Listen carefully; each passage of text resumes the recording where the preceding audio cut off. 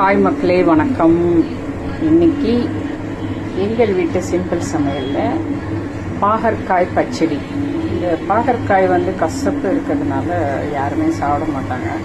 அதனால் இந்த ரெசிப்பியில் நான் செஞ்சுருக்கேன்.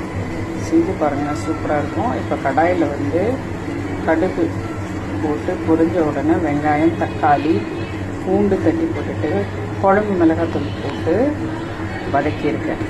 நல்லா வதங்கிடுச்சா? வதங்கின உடனே இந்த பாவக்காய் போட்டு நல்லா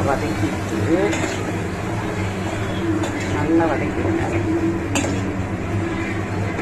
நல்ல பாவக்காயை போட்டு வதக்கிட்டு கொஞ்ச நேரம் மூடி வேக வச்சுட்டு வெந்த பின்னாடி புளி கரைச்சி வச்சுருக்கேன் இல்லைங்களா, இந்த புளி கரைச்சியில் கொஞ்சம் ஊற்றிட்டு கடைசியில் நாட்டு சக்கரை போட்டு இறக்கிடணும்.